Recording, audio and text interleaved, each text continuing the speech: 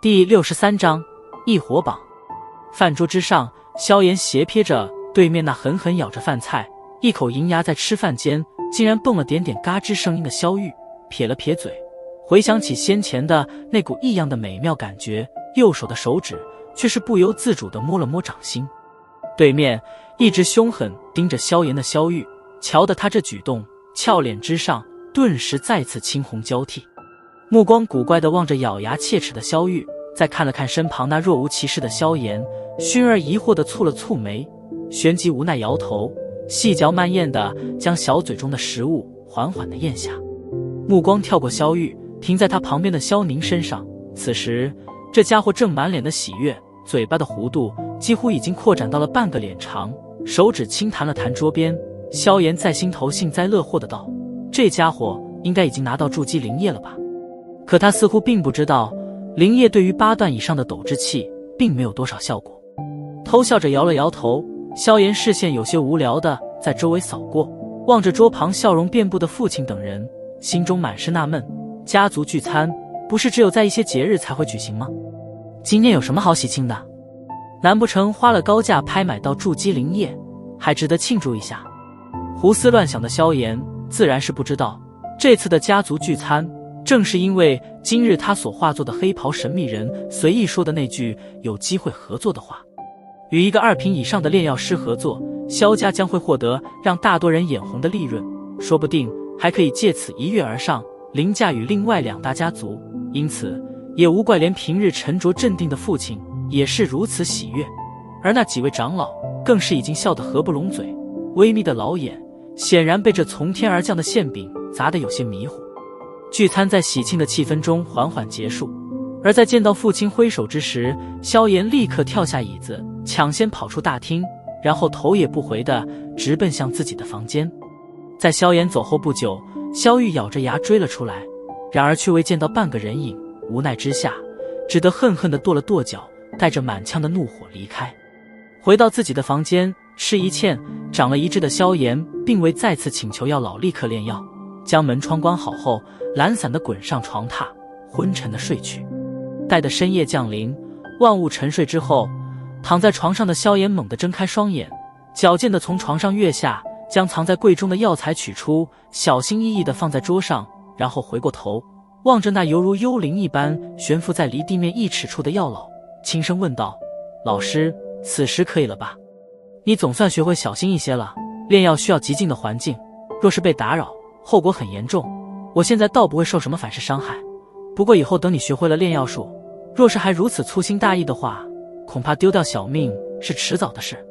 药老行至桌旁，虚幻的手掌轻轻触摸了一下各种材料，微微点头，淡淡的口气略微有些严厉。有些尴尬的烧了烧头，萧炎受教的点了点头。瞧着萧炎乖觉的模样，药老这才略微松了一口气，手掌平摊而出，略微沉寂，白色的火焰缓缓地腾烧而起，灵魂感知力不断地控制着火焰的温度。药老趁此空闲，瞟了一眼满脸好奇地望着掌心中火焰的萧炎，略微迟疑后轻声道：炼药师一般都能够从火焰的颜色来分辨出它的品阶，一般的炼药师火焰都是淡黄色，品阶越高则颜色就越深，威力也越强。闻言，萧炎眨了眨眼睛，手指指着药老手中的火焰，愕然地问道：那老师的怎会是白色？呵，先前我所说的是炼药师中常见的火焰，然而在炼药师的圈子中，除了依靠斗气的雄厚来催化火焰之外，还有另外一种。药老微微一笑，笑容中略微有些自傲，那就是借火。借火并不陌生的词语，其所蕴含的意思却是让的萧炎满脸迷茫。炼药的火也能借？没错，就是借火。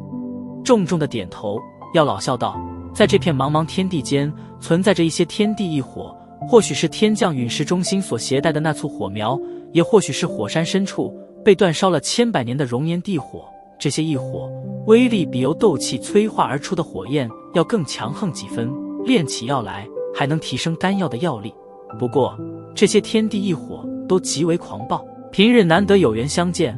而且就算见到了，也极难将之纳为己用。很多炼药师寻找了一辈子的异火，到头来都未曾得偿所愿。毕竟想要控制异火，就得需要将火焰引进自己的身体，而异火又无疑不是狂暴毁灭之物，就算是魔晶钻这种以坚固著名的金属材料，也抵不住异火的煅烧，更别提人那脆弱的肉体。如此行径，无疑是在引火自焚。所以，只有极少数的幸运儿，在机缘巧合之下，能够炼化一小簇异火，将之培养成自身的火种。而这些人，无一例外，都是炼药界中的翘楚。听得有些目眩神迷，半晌后，萧炎舔了舔嘴唇，目光紧紧地盯着药老手中的白色火焰，细细感觉下，似乎有种冰冷的错觉。老师的这火焰，肯定也是一种异火吧？萧炎试探地问道。呵呵，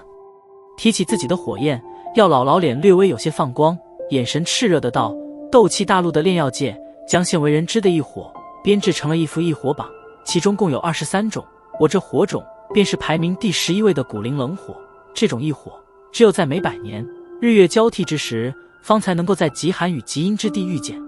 古灵冷火，目光眨也不眨地望着那团不断翻腾的森白色火焰，萧炎轻声喃喃道。